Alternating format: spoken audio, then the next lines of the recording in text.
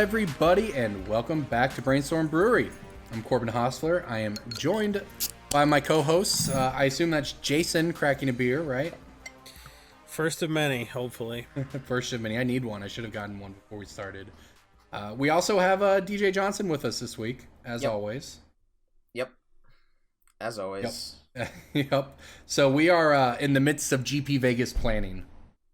Except for Jason. What planning is going on? We're going. Well, for me, there's legitimate planning because I'm like, what cards am I going to take from the store? What cards am I going to take of my own? What decks am I going to take? Also, we have to plan the coverage. It's a thing. I forget that other people don't plan things in advance. This is in advance. We're recording on Monday night. I don't fly out for 3 more days. This is really in advance. Are you really going to finish planning it before Wednesday evening? Well, look, theoretically I have a hotel. Okay. Theoretically I have a flight. Okay. And you know what? I'll show up and I'll be there and it'll be Vegas. Theoretically people want to see you there. Yep. Some people might. We'll see. If anyone is there and wants to say hi, I'll be running around like crazy in the feature match area, but hey, feel free to come say hi. If anyone wants to say hi to me, I'll be sitting down like crazy at a buy table. Anyone wants to say hi to me, I tricked you by saying that I was going to wear a t-shirt I found making fun of the Vegas Golden Knights at GP Vegas, but I'm not actually going. Sad day. Womp womp. You have a good excuse this time, at least. Yeah. My kid's teething. So Yeah, it's not like your best friend's getting married. That would be... Yeah, you have a newborn baby. That's a reasonable reason to stay home. Your best friend getting married is not... It's not a reason to skip Vegas. Yeah, I agree. Especially when that person is just going to be sad that they got married. Is sad that they got married? Can we say that? I guess we haven't named any names. It could be anybody we're talking about. Allegedly. Of the many weddings that I've skipped to attend GP Vegas. I wasn't going to be a groomsman. It's different. Jason didn't even skip my wedding for Vegas. Yep. We actually did skip Vegas because we got on a bus and then drove 2 hours out into the desert. We're like, we're not at the GP. We're on a hot bus. And then everyone was sort of like, we made a huge mistake. Well, even I though was we working. were feeling very mellow at that point in time. I was working that weekend. I would have loved to have made DJ's wedding in the middle of a desert, a literal desert, if I'm not mistaken. It was a dry lake bed, yeah. Yeah, a dry lake bed, the most romantic of locations. Speaking of dry segues, I have a... Oh! No. What? Whatever you were trying to do didn't work. That segue was as smooth as the dry lake bed where you got married. Well, speaking of what happened... Okay, so this Breaking Bulk pick, cue the song. Breaking Bulk time. Breaking Bulk time. Break. Oh, yeah, Breaking Bulk. There's so much good stuff. It's a pick. Breaking Bulk. The end. That's you're going right into Breaking Bulk? Ignore the show notes much? No lube, just Breaking Bulk right up front. Breaking Bulk, all right. It is symbolism of what I just did to our momentum of the cast. How about that? Yeah, the name of this card. The name of this card is symbolic of what just happened to the momentum of the cast. It is an Avacyn Restored Black Rare.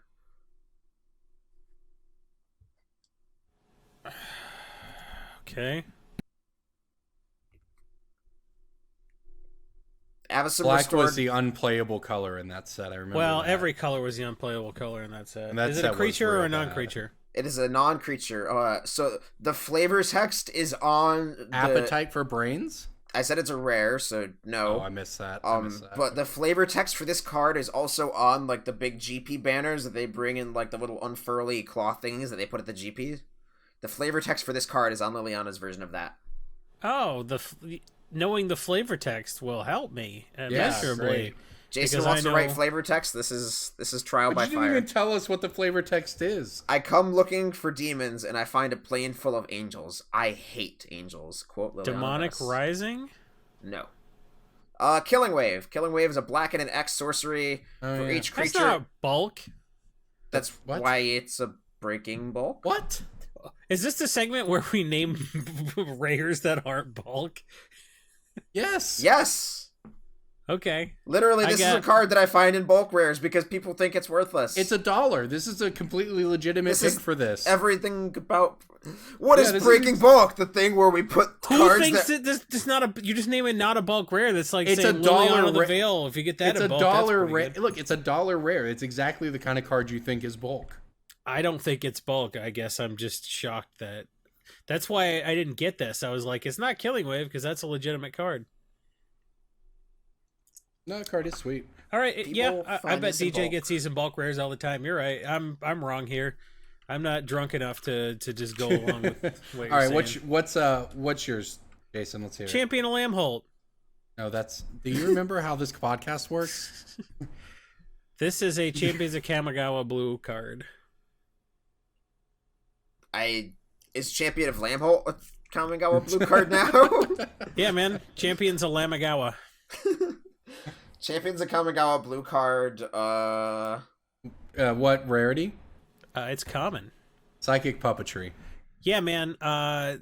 So this is it's hype right now. It's hype. Somebody made some twiddly deck where they twiddle and they untap the land that taps for 3 mana Lotus Field. Yep. And they just untap Lotus Field and then they tap it for 3 mana and then they untap it with a twiddle. And Psychic Puppetry gets spliced onto all the arcane draw spells. Reach Through Mists. Also, I assume a breaking bulk at this point. Yep. So basically everything from that deck is popping off now. Find that in your bulk because you've got it. No one wanted a Psychic Puppetry. Just ship it. I gotta say, I was twiddle storming before it was cool. Okay, back in my day, we had to load up some what do you call fertile grounds and Utopia sprawls onto a breeding pool and pray that your opponent didn't have Ghost Quarter. Corbin, you twiddled some fertile grounds. That's how you ended up with Ben. Yeah, that's true. That's back in my day. That's how we twiddle stormed. But no, this new deck in Modern is actually pretty neat. It's got a lot of redundancy, expedition maps or Talaria West transmuting. A lot of ways to find the Lotus Field, and then it twiddles on off. And the cool part with one of the other cards that's gone up, Ideas Unbound, is that the deck, it does play Pass in Flames, but it doesn't have to Pass in Flames to win. Yep, because you have so many cantrips, you're just going to keep your hand full. Yeah, and Ideas Unbound drawing 3, you don't have mana issues, so you can just do that. It's a little different than sort of the Gift Storm that was, honestly like tier 1 for a while there. That deck was very powerful and killed on turn 3 a lot, but it really needed its graveyard. Because it also really needed a Goblin Electromancer. Yeah. Or of the sort, like a Baral or a... Yeah, or the Baral. The thing about this is you're not losing your twiddle, because if you can keep drawing arcane spells, and a lot of your card draw spells are arcane, you retain the Psychic Puppetry by splicing it onto that spell. Yeah, so you don't need the twiddles as much. Is Peer Through Depths an arcane spell as well? Yeah, that all deck is 3 of cool. them are. All right, those Gurdurn Spurculators buying out my Ideas Unbound one place at a time. They're doing multiple buyouts. No, it's a 2-pronged pincer attack. DJ. Yeah, they're multiple buying my cards out just like one place at a time instead of the more traditional tactic of buying them out all at once. They're disguising their purchases. They're leveling up their Galaxy Brain tactics. Yeah, dude. It's not players. When someone goes on a TCG player intending to buy a playset, and they're all gone, they're like speculators, and not everybody else being the super uncreative person trying to buy the Flavor of the Week deck like everybody else. So yeah, it's our fault. Look at us preaching to the choir. Yeah, nobody who needs to hear this is going to hear this. Yeah, play this for your dumb friends at the LGS. Everybody who needs to hear this has blocked me on Twitter. Yep. That's because that might be one person. DJ you have no chill, man. You have no chill. That's your problem. It's not that you're wrong. It's that you just hammer at people. You're not wrong, Walter. You're just an asshole. I'm not even saying he's an asshole about it. I don't know that he is, but he hammers that point home, man, and that's how you get blocked. That or you follow Jason or you don't follow him. I'm not really sure these days what gets you blocked by Jason. Well, if you're following Corbin, Marcel, Ryan, DJ, and Brainstorm Brewery and not me, yeah, you're gonna get blocked. That happens. Like, that's a signal at that point, and you're just begging for it. So, all right, I'm gonna give you guys what I think is an easy breaking bulk here, but it's a goodie. I mean, last week you gave us River Bear, so anything at this point is an upgrade. River Bear was about on par with Psychic Puppetry, to be honest. Cards in the headlines. All right, here you go, though. It's an Iconic Masters Black Uncommon. Sanguine Bond. Yep. So this is a good one because, look, the card was printed in Magic 2010. They're never going to stop printing Sanguine Bond. They'll never print Exquisite Blood again, and they'll never stop printing Sanguine Bond. Well, it's so crazy because Sanguine Bond in 2013 was $12. And now Exquisite Blood is like $20, and they just keep reprinting Sanguine Bond instead. But here's the thing: they print it at Uncommon every year. No, they just started printing. IMA was the first Uncommon. Yeah, really? Yeah. The other, it was in Magic 2014. It was a rare set, and then it was in 2 Commanders set. It was in 2013 as a rare to an Oloro, and it was in in Commander 2013. It was in the core set. C13, C14, right? It was C13, C17, but it was in the core set 2014. Okay. I like how Corbin's looking at it on a screen and DJ's like, no, my memory's infallible. I mean, no, well, the crazy part about it is that I thought the card was dead when it got printed out Uncommon. One, this combo has become less and less playable. I actually just cut this combo from my Oloro deck in Commander. It's boring. It's boring and it's not good. What happens is you play one half of it, and if it's Sanguine Bond, then you get attacked because you have one half of a combo. And if it's Exquisite Blood, you get attacked so that you don't get the value and you have one half of a combo. Like, the only time it ever did anything is when you had both of them at the same time, 10 mana and a way to gain life. So I just cut it. That said, Sanguine Bond was 50 cents. Honestly, it was a quarter, right? Like after it got reprinted in Iconic Masters, but it has actually crept back up to $1.50, which was a little surprising to me because I thought between the combo being a lot worse than it was 6 years ago and the Uncommon reprinting, it was just dead, but I guess not. Bad cards being bad does not stop people from wanting to play them. That's true. I mean, who knows? Maybe people are just playing Exquisite. I mean, maybe people are just playing Sanguine Bond in their life gain deck, right? If you're playing something that doubles your life total or whatever, it doesn't have to just combo with Exquisite Blood to kill the table. It can be a little more targeted, or it can do some other stuff. One of the effects they've demonstrated they think is appropriate for EDH decks, and they might print something else to pair with it that's less pernicious than Exquisite Blood, and one of those cards seems like a bit of a pariah and something they're not really going to touch. It's crazy that Exquisite Blood is now $23. Well, it's literally just jumped every year or every other year for the past 6 years. Blood Chief Ascension is expensive too. Like, people like that kind of crap. It's just crazy because now they can't reprint it, right? Like, now it has to be a rare in a master set or whatever, right? This can't go. It can go in a core set. Sure, you're right. It can go in a core set, but it can't go in a Commander set anymore. They could have put it in a Commander set even when it was 15 2 years ago. Well, they could have. Even when it was 15 over the last couple years, they engine could in a have, Commander set and it was fine, and they learned absolutely nothing from it. So yeah, it's just. Anyways, I know we gave them a lot of credit last week for putting out fires, but man, sometimes the ones that just slip by are just baffling. Because that one was very easy to see coming. But yeah. All right, so let's talk about. We were talking before the cast. I just took my War of the Spark sheet in. I finally got it in. I never got the original. Right? They took $600 of my money or whatever for a week, and I got my refund. I never got my War of the Spark sheet in. I had to file a customer service complaint, and then months later, or probably like a month after that, I got 2 in 2 days in a row. I got 1 in. I was like, oh, I'm so excited. I have my War of the Spark sheet. Finally. This must be the replacement they sent. For not because my first one was damaged, because it just never even showed up. But then the next day, the other one came in. So I don't know if I got both. Like, I don't know if they both. I don't know what happened. But now I have 2 of them. You got both. Yeah. So, and actually, don't feel bad. Neither of mine were super damaged. They don't care. Both of mine have been super damaged. Yeah. The first one I sold to DJ because DJ was paying above eBay. So I was like, I will do that. And then the second one came in and that was also damaged. And someone who works at Wizards was like, yeah, just send in a customer service complaint. I'm like, should I ask for a third sheet? He's like, yeah. Yeah. A subset of them are going to be damaged by the carrier. I think it was mishandled by the carrier. And because just whatever, it was banging around in the tube. I don't think it was shipped. I don't know what they could have done to pack it to keep from banging on the end of the tube, but like it was creased in the middle. Like whatever, it's damaged. I'll either sell the sheet or have someone cut it up for me. It's not a big deal. They're sending me another sheet. If that's damaged, I'm like, should I ask for a fourth one? He's like, yeah, absolutely. So they probably just have 100,000 of them or whatever. They're like, well, this cost us 25 cents a sheet to print. Screw it. So it's the temporary version of like the legendary golden Arby's coupon where like you spend it and then you get a coupon at the bottom of your receipt that gives you a free sandwich, and then you and then you just ad nauseam. And then every time you redeem that free sandwich, you spend $13 because it's Arby's.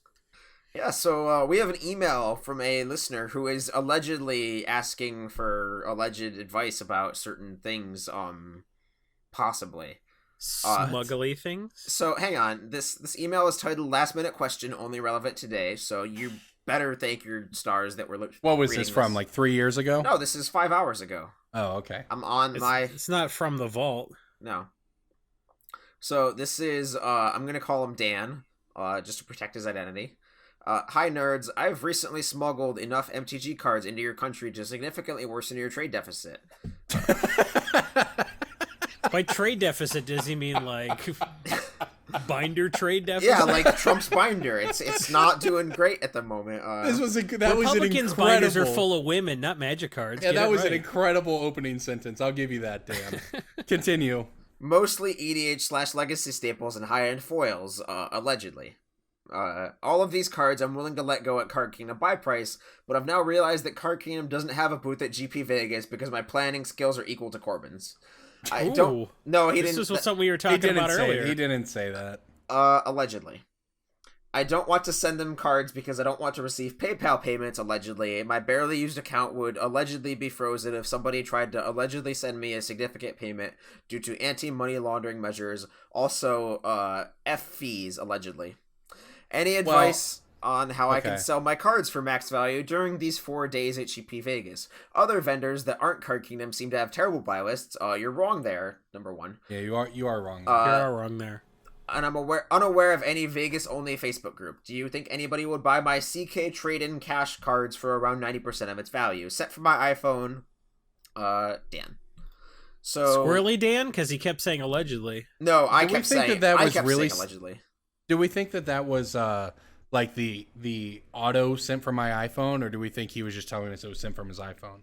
Well, people used to do that. I'm just trying to figure out if he's in on the meme or it says no. sit for my iPhone, and I didn't want to add in this last part because Jason was gonna go at him. But set for my iPhone parentheses. Since I only spot you $1, I'm not a poor. I promise. Well, here's what I would say. After we give you this advice and we make you infinite money on these cards that you allegedly are selling, give us more than $1. But yeah. I don't even know, how do people give us $1? They go to patreon.com/Brainstorm Brewery and give us as little as $1 a month, which is 20 or 25 cents an episode, and all that money goes to the party we're going to have at Grand Prix Indianapolis, or buying us new microphones or new computers, or hey, just paying somebody to chop up this hash of an episode. I don't know how he does it. And the thumbnails on YouTube. Thumbnail guy is great. Thumbnail guy. I loved. Do you know his first name, Corbin? No, we don't. He drew me in the boat in Moana. It doesn't matter if he has a first name. He's thumbnail guy. God damn it.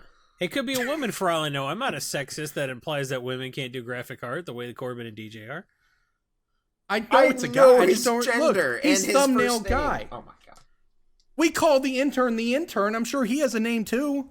Yeah, I'm sure he thinks he does, but he's the intern. He's the intern. Like, I don't understand. I was complimenting thumbnail guy. The money on Patreon goes to not paying our intern anything. Also, when the guillotines come out and people start eating the rich, Corbin's gonna be the first to go because he likes to use the terms card monkeys and. That's what we're gonna grab, not Elon Musk. The card monkeys will grab whoever's in reach, Jason.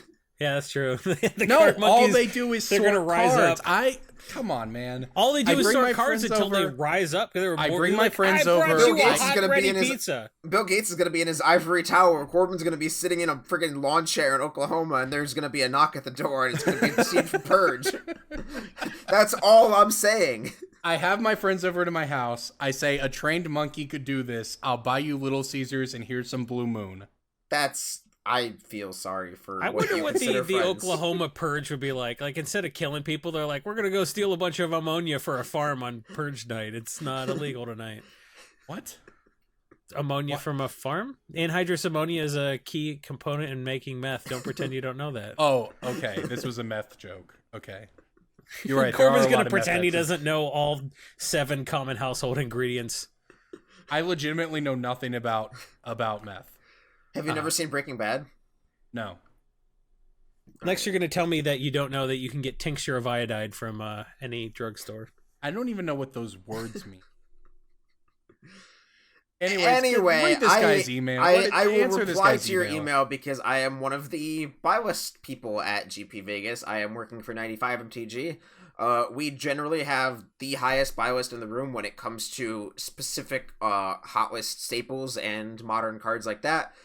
So if you said you're mostly carrying EDH and legacy staples and high-end foils, most high-end foils, especially if they're like obscure EDH foils like Yavimaya Hollow or Academy Rector or just weird Urza's foils or like stuff like that, most of those the vendors in the room will not be able to pay you Card Kingdom buy list because the reason Card Kingdom does not have a booth at GP Vegas is that they just don't do events at all. They are not a US company that travels around and does GPs.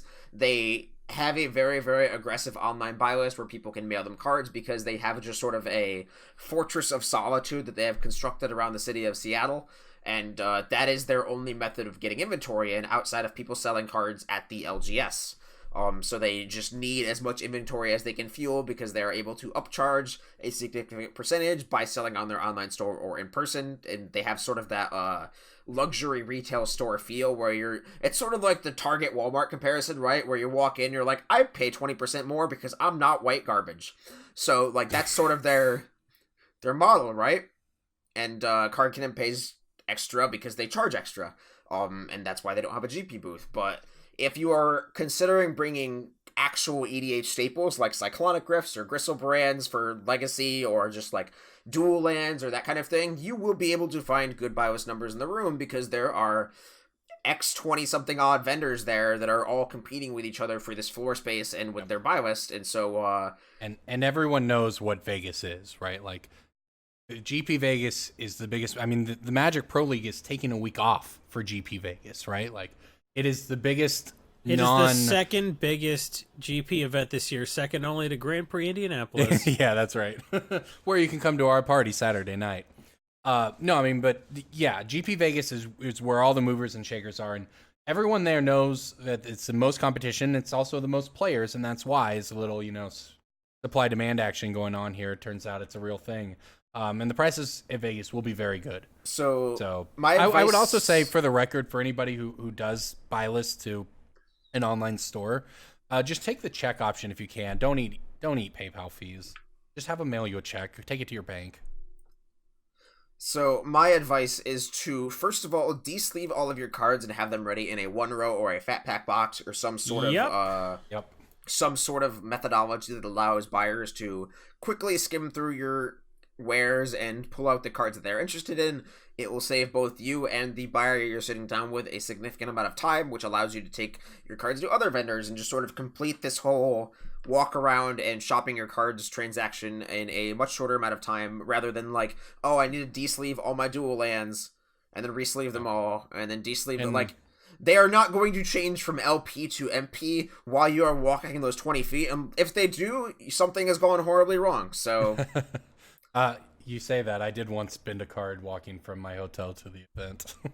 Yeah, just don't be this me. guy. Don't be me. So I put that's such a low bar to clear. I know. I put a foil Jace Friends Prodigy in my pocket when it was like $150, and then by the time I got there, it was creased. I was like, guess that one's going in a Canadian Highlander deck. And then my Canadian Highlander deck got stolen.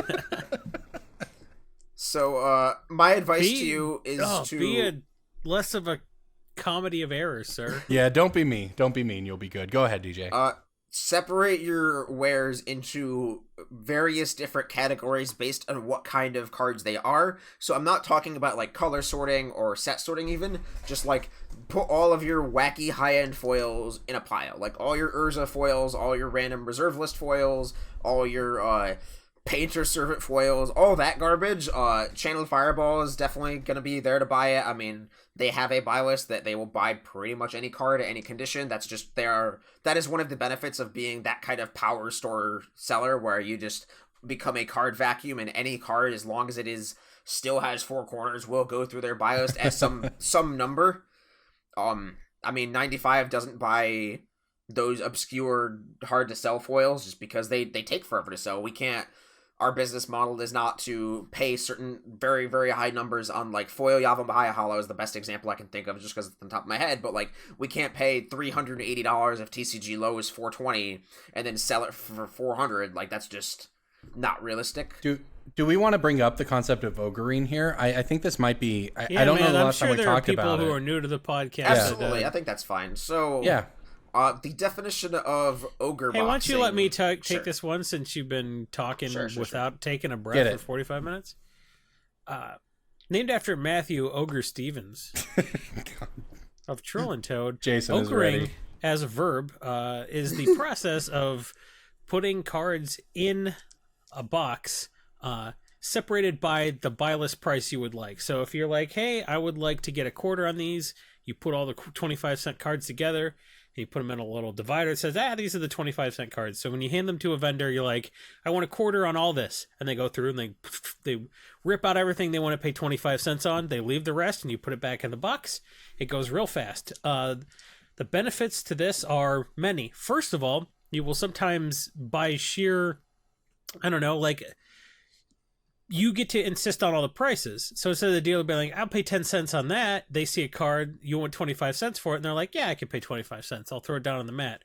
So you get to set all the prices by virtue of basically asking for 25 cents on all the stuff that's in that row. So instead of them offering, they get to, like, take some time off mentally, and they go a lot faster because they don't have to think about every price. They're just like, yeah, that's good, 25 cents, and that's good. That's fine. You get through stuff a lot faster.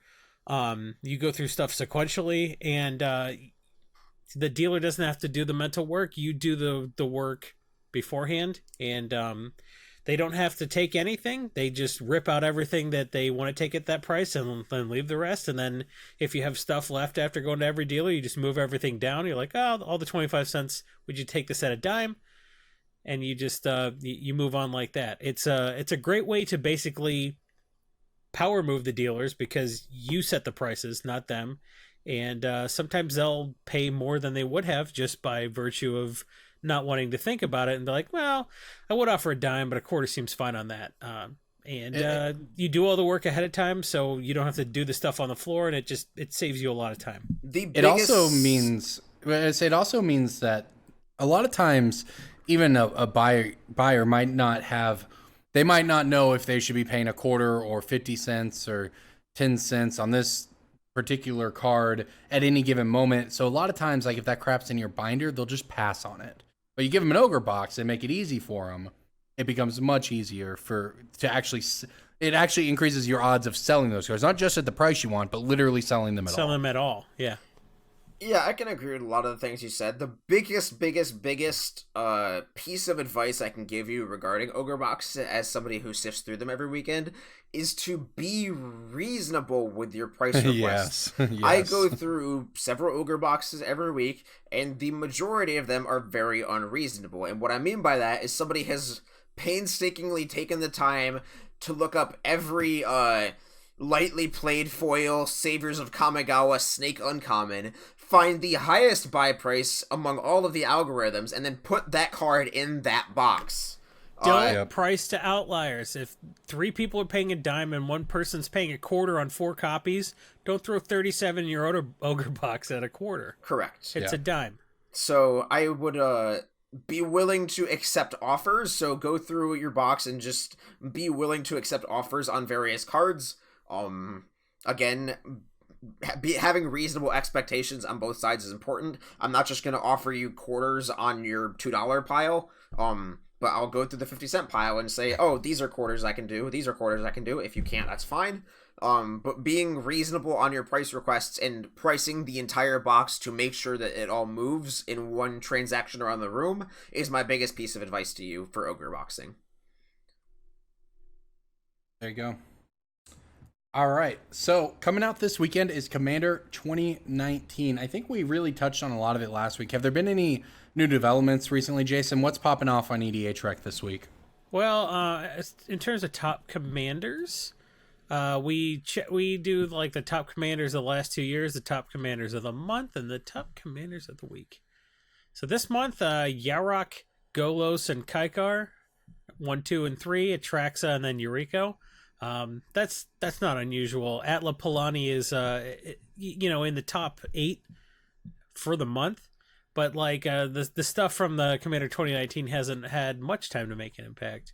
When you look at the stuff for the week, Atla Palani number 1 for whatever reason. It's like a new male. People seem to like it. Kurik, son of Yawgmoth, went from number 8 to number 2 this week. So that was the biggest increase. Angie Falconwrath is in the top 6. So, we have, looks like 1, 2, 3, 4, 5 in the top 8 from Commander 2019. So that stuff's, really making an impact. Kurik, son of Yawgmoth, jumping up to spot number 2 didn't really surprise me because I kind of thought that was something that people so this is the that's the mono black Phyrexian mana thing. Phyrexian mana can be paid with for each black and a cost you can pay 2 life rather than pay that mana. So like people build this mono black monstrosity where you just like pay a ton of life and I really expected this to be good and it's finally panning out. So I predicted this would be in the top 5, and I'm really pleased to see it at number 2 for the week. Atla Palani, still number 1.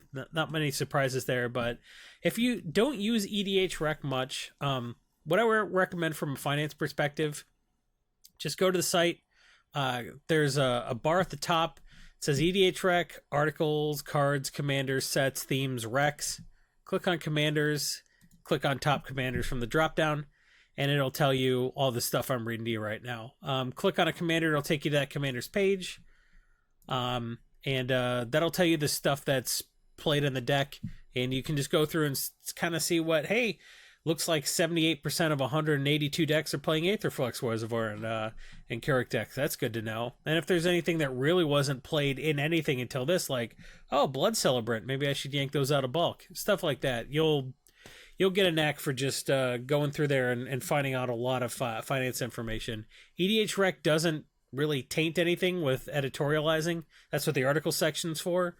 So the non-article section is just data. We're like, look, we scraped 182 Kurik decks this week, and looks like 48% of them are running Nirkana Revenant. So that's just a dispassionate thing we put on the internet for people to look at and do with what they want. You're ruining Magic. You're making everyone net deck commander. It's supposed to be a casual format. That's a thing we hear, but look, somebody else would scrape this data if we weren't, So that's a very capitalistic answer. I like it. Well, I mean, literally, no, I agree. Literally, somebody else would do it. Yeah, like it's not even like this wouldn't happen if EDH Rec hadn't come along. Somebody would have done it. Yeah. So it's good to have this information from finance perspective. It's good to see what people are actually playing. Because every once in a while, you remember when the middle Ravnica set, Ravnica Allegiant, came out, and everyone's like, "Oh, clearly everybody's gonna play Vannifar. We should buy all the intruder alarms and all the all the stuff that untaps Vannifar." And then nobody played Vannifar because like a week later we looked on EDH Rec and like more people were playing that Gruul card where you can't play non-creatures. Like yeah. I try not to make predictions based on what I personally think. I just look at the EDH Rec data and see what people are actually playing. And as much as last week I was like, wow, I thought Kurik would get played more, I just waited, and sure enough, what people are actually building versus what people online say they think is good, you get that data, and that's just a lot more instructive. And as much as like the intruder alarm sold out before anybody had physical copies of Vannifar in their hands, once people actually got the cards from Ravnica Allegiance and started building their decks, it was pretty clear that Teysa was the number one deck, and Vannifar was like not even top 4. So I like to wait a few weeks, and now we're starting to see the data come in where we're getting like a couple hundred decks, across the sites that are scraped by EDH Rec. We're starting to get, real data, and it's a good time to just go through there, just look at stuff, and, maybe something will occur to you, and maybe something won't, and you'll just have to get better at this. But, I write an article every single week on MTG Price where I basically run down what I think is relevant that happened over the course of the week or in a specific deck. And, there's just a lot of data out there, and EDH Rec is the best site for scraping it, I guess, right? And compiling it. Yeah. All right. Do we have any more emails in the queue, DJ? What am I, an email fairy? You think I'm just gonna... Hey, email monkey. I assume you have one ready. You missed a pun. Call me a MailChimp. Oh, MailChimp. Oh, Jesus. No, we don't. Nope. That's true. We could have got you. Oh, well. This is a $20 patron. Wait. This is a $20 patron email before? From... What? With the well? No. Go away. From Travers. Hey, Brew Crew, I'm looking to get into the card retailing business, but there's only one problem. I am Canadian. Do you guys have any advice for us snow Mexicans or anyone outside of the U.S.? Hey, what? Hey, Eskimos are snow Mexicans. What? If you're going to quote a Dave Attell bit from 1999, get it correct. Oh, that's what it is? Alaskans are snow Mexicans. The bit? All right. Never heard that before. Yeah, because you never heard Dave Attell because you suck. Well, I'm not 40 years old like you. That's true. I am... Oh, wow. Close. I guess if You're close. Round up, yeah. On the best ways to get into selling email. Cards that aren't TGC player. I assume he means TCG player. Thanks for No, he's Canadian. Everything has to be in English and French, and like some of the stuff, Thanks for doing the show. Look forward to it every week. Sent from my meat mech typing letters into a magical black box that I pretend to understand. I don't get that reference.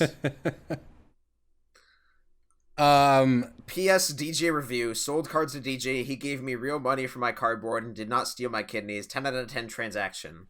Would transact again. Card Garden MTG, everybody.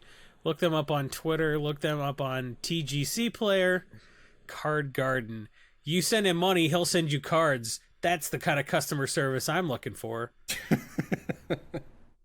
We've talked about some of this stuff. It depends. A lot of this is going to depend on scale, right? If you're trying to do this as a person, right, you can local Facebook groups, all of this sort of stuff. If you're trying to do this on a larger level in Canada, on a large scale, it gets a little more complicated. Do either of you guys have suggestions if that's the direction he's looking to go? If you live close to the border or know somebody who does live close to the border, then you can there may allegedly be ways to use TCG Player as a seller. I'm just saying. I mean, not saying, just saying. Not saying, just saying. But yeah. That is probably the best advice I would give, other than branching out into Facebook, which I believe is a just garbage hole of a marketplace. Now, in Canada, it's actually called Face-to-Facebook, and that's where you have to sell everything to sell. Face-to-Facebook? I liked that. I'll give you that. That one was not bad. Nobody? But yeah, Facebook's going to be your best bet. Just selling cards across the border can be a little tricky just because you run into issues with just like delays in mail transit and issues when if you are dealing with like stores who are declaring their real value of the packages. Like I saw a story of somebody who's a TCG seller in Canada and they sell on the direct marketplace, and so they requested back their seller extra inventory, which is basically like the cards that TCG players said we cannot sell these in the condition you stated them in because somebody breathed on this card and it's not near mint anymore. So sure. When they requested that seller extra inventory back, TCG will write the full declared value of the product on the package, and then the seller got hit with $50 in customs fees, which sounds bad because it's like $50, but you remember it's $50 Canadian, so it's actually like $1.50. Something like that. But yeah, that is just one other risk. But there are ways to... You could just move down here and get some freedom. Why would you not bring prescription drugs? Oh, should I transact MTG cards? Bring insulin, dipshit. Yeah, bring some insulin. Yeah. Look, you could make so much money. Just illegally smuggle drugs. Hide them inside a gun so the border patrol Sponsored by Channel Fireball, everybody. If you hide a bunch of insulin inside an AR-15, they're not even going to think anything of it at the border, and then you can just bring it into the U.S. and sell it for a huge markup. That's going to be way better margins than Magic cards. That's all I'm saying. I don't even know which part of that was inaccurate, but I think it might be 0 parts of it. I think that just might be exactly how that goes. We live in a dystopian hellscape. Let's keep playing the children's card game. You can't get an AR-15 in Canada, so that's where you're gonna have to start in the United States with one. That's not true. They are adjacent to Detroit, which has lax gun laws. The same reason that you can get guns in Chicago. Gets guns into Chicago, yeah. Yeah, despite their lax gun laws. So yeah, I mean, the answer is there's not a lot of answers if you want to scale up, right? You have to either open your own store there, a brick and mortar, I assume, or like I don't know, tgcplayer.ca. I mean, Face just has like a stranglehold on everything in Canada, which is it's pretty hard. The biggest issue is that like there are so many players who are just like, I just sold all my stuff to Face, like just because it's Star City times like 1 billion. And imagine if like there was no TCG, there was no chance. It's just like it's just Star City with 18 locations across the East Coast or whatever. Like that's what face to face is for Canada. So you gotta face to face it. You don't have an option. But I'd say Facebook is like the strongest sort of option if you want to be that small time seller and just try to sell cards at slightly less than TCG to the Yankees over on this part of the Yonder Pond or whatever. But what? Yeah, the Yonder Pond. Which one is that exactly? Anyways, hey, I'm not from the state of 10,000 lakes. I was just there last week. I don't know which one that is. I'm Canadian, guys. I was thinking about moving back home, but now if I can't sell Magic cards there, it gets a lot more complicated. I think Oklahoma is the exact opposite of Canada. Well, they're both very white. Okay. So that's true. So they're similar in that respect. But that's probably about it. Okay. Oklahoma is hot, and everyone's back. I had people in Oklahoma today arguing about how seatbelt laws were tyrannical government overreach. I really hope those people don't wear their seatbelts. And then Marianne backs into them, and we don't have to hear that shit anymore. Backs into them, and then backs up a little more, and then backs over them, then drives forward. Yeah, that's Oklahoma. So you're right; it's probably the exact opposite of Canada. But Marianne has been pushing me to, like, we might move to Canada, guys. It could happen if they'll take me again. They will, because I'm. All right, moving on. Let's do pick of the week. All right, we have stamped your passport. We just need one Canadian Highlander deck, please. Ooh, there could be only one, and his is in somebody else's inventory. That's true. It's not like there's a Library of Alexandria or anything in there. It's not that big of a deal. Yeah, I might have kept track of that if that were me and my creased Jace. Yeah, it was all expeditions. There was a library. I think expedition library. I think I priced it out. I think it was like $4,000 or $5,000 at the time it got stolen. It was pretty rough, I won't lie, but I did write it off on my taxes. There's a line on your taxes like, did you have anything stolen because you're a complete freaking idiot? Hey, I mean, it's just I wasn't in. Look, it's a part of business. What's the opposite of ill-gotten gains? Stupidly lost. It's a bank error in your favor, clearly. The bank error in your favor. It's not a Monopoly card. Do not pass go. Do not collect $5,000. Same company, man. Same company makes both. Oh yeah, we shouldn't hit shit on any Hasbro games. That Battleship movie they made was great. That was cool. Rock'em Sock'em Robots with Hugh Jackman. I didn't awesome. see that one. I didn't see that. I think you should keep making Angry Birds sequels. People are still here for a mobile game from 1991. It's a classic from 1991. Yeah, you're right. I used to play it on my Palm Pilot. All right. Before we get into the pick of the week, I will use this opportunity. Keep this in mind that our sponsor, Channel Fireball, is one of the best places to be at GP Vegas, obviously, Magic Fest Vegas with their own booth. But to celebrate the event, there is a giant deal going on right now, 20% back on CFB, a 20% kickback on everything you buy. You'll get 20% deposited back into your store credit. We've seen these before, TCG players done them in the past, and they do 3 or 4 or 5 or 6%. This is just a massive deal. So if you're looking to pick up anything that we either talk about here, or if you are getting stuff together for Vegas, it is honestly probably going to be hard to beat 20% kickback at any point this year, and that includes Black Friday coming up in a couple months. So let's get on in the pick of the week. Just and ask yourself, keep that in mind. Would we have told you about a massive 20% deal if we weren't sponsored by Channel Fireball? I'd like to think we would. Yeah, that's a big deal. That is a lot. Individual UPCs on pudding cups of the deal. Pick of the week, pick of the week, pick of the week. Time for the pick of the week. All right, I'll go first. I'm going to jump in here with a card originally printed in Magic 2012. More recently, it was an Iconic Masters. But Runescar Demon has just been doing what we'd always expected it to do. It's a 7-mana demon that just increase that when it comes into play. Why now? Because I feel like this was like my pick when it bottomed out when it was reprinted in Iconic Masters. Like, yeah, why? It's picking up. You're right. I mean, because it did, and it was, and there's nothing wrong with that. But it is still a card, and it is not Commander Precons. It's going to go in 2 of them. Yeah. It's $5 now.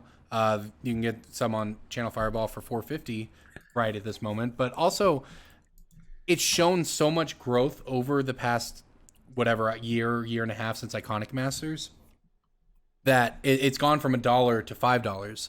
And if anything, it's going to end up $10 at this rate, right? Like, the only thing worse than not buying this card when it was $1 and wanting one is not buying it now. Right. The best so time why to buy not this now? card is when it was $1. The second best time is to buy it now, and it's Corbin's pick of the week. Yep. All right. What do you guys got? I have a card that I think is predicated on Cadena Slinking Sorcerer being a deck people want to play. So Emma Partlow on Twitter, you should look her up. She's great, and she mentioned that a card I really liked from Core Set 2020, Mystic Forge, meant that you could play morph stuff off the top of your deck. If you play it for its morph cost, you can play it off the top of the deck. I think that's cool. I've liked Mystic Forge. I think people that saw that tweeted at her that I bought a bunch of Mystic Forges. I think that card is poised to go over a cliff. And I think while everybody's already talking about that, if you're part of the MTG Finance Facebook groups, like the one curated by Brian Dale, if you are someone who is a Discord member of MTG Price or Quiet Speculation, I'm sure everyone's talking about that card. Mystic Forge is basically a known card. It went from like $1 to $3. If you didn't listen to me call it like one of the best cards in the set on the set review, and these two guys agree with me, you didn't get a chance to buy them at $1. So I'm going to talk about a card that hasn't popped yet for the same reason. I think Vizier the Menagerie, where you can also play more stuff off the top of your deck. I do like that card. I think it's $5, and I think it's a mythic. Maybe that's the important part. Mythic from Amonkhet. Yeah, that's the important part here. Is with the mythic, it just has a much higher ceiling already.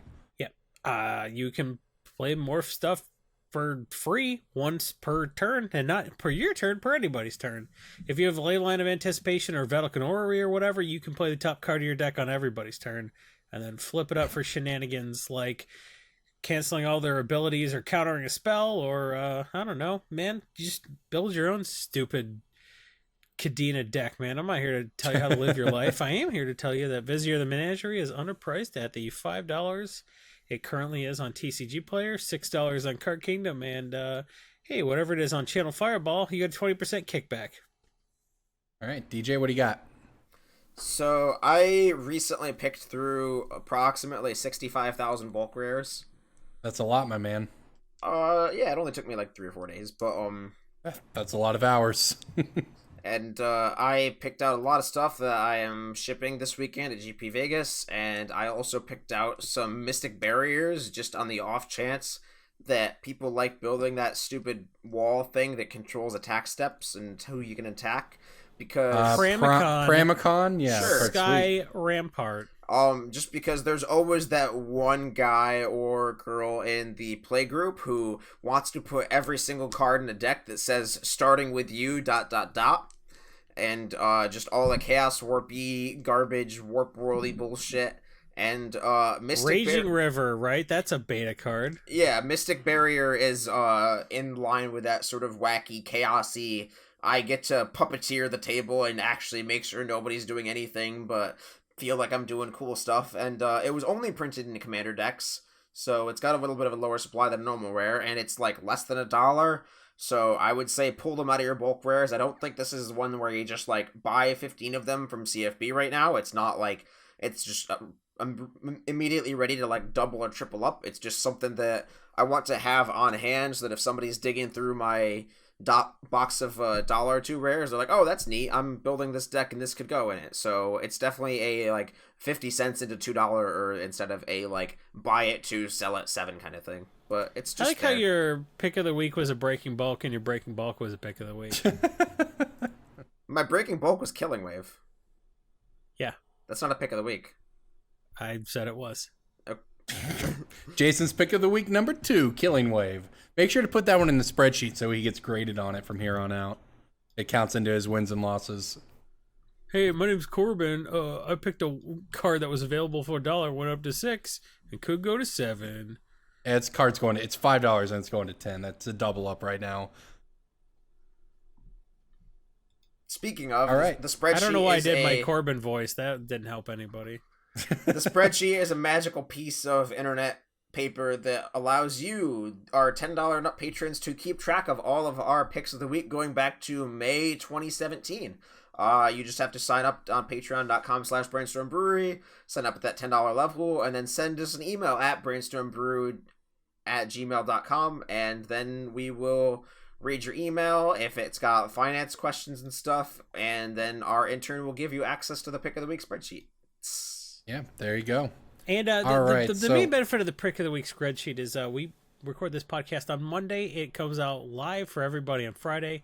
I think our $10 patrons get it on Wednesday, but you're getting this information as much as 5 days ahead of some other people. Having access to our 3 picks of the week and our 3 breakings bulk could be the difference between you getting in at the pre-strike price and the post-strike price. That's hard to say fast. I'm just saying you get information before other people, and hey, isn't that valuable? What other podcast that you're a Patreon of actually makes you money? Yeah, that's what I thought. None of them. All right, so where can everybody find you guys on the internet? You can find me this weekend at GP Vegas. You can find me in a couple weeks at GP Indianapolis. You can find me at most North American Grands Prix, except for Phoenix. I won't be at this year, just because Phoenix is not where I want to be. Phoenix knows what it did, right? Yeah, you can find me on Twitter at Rose of Thorns. My name is Douglas Johnson. You can find all of my Twitter sales under the hashtag Card Garden. You can find my TCG Player store under Card Garden. You can find me buying under the 95 MTG banner. And that's about it for now. There you go. I am a Jason E. Alt on the Twitterverse. If you go to Twitter, you will see a pinned post at the top that has all the various projects I do, like the articles I write for MTG Price and Cool Stuff Inc. about MTG Finance and 75% EDH deck building, respectively.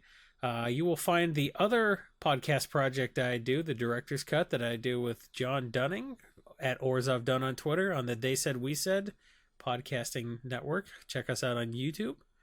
And that's it. I'm on this podcast. I'm on a podcast called Money Draft. We don't really record episodes, and if you listen to Money Draft, you'd know why. And I think that's all I do, right? Yeah, that's it.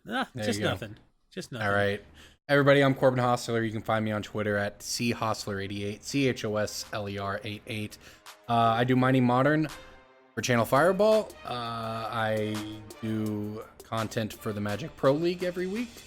I do all the content and editing at channelfireball.com, our sponsors. So go check all of that out. Everybody, thank you for listening. Come say hi to us at Vegas, and we'll see you next week. Bye. Bye.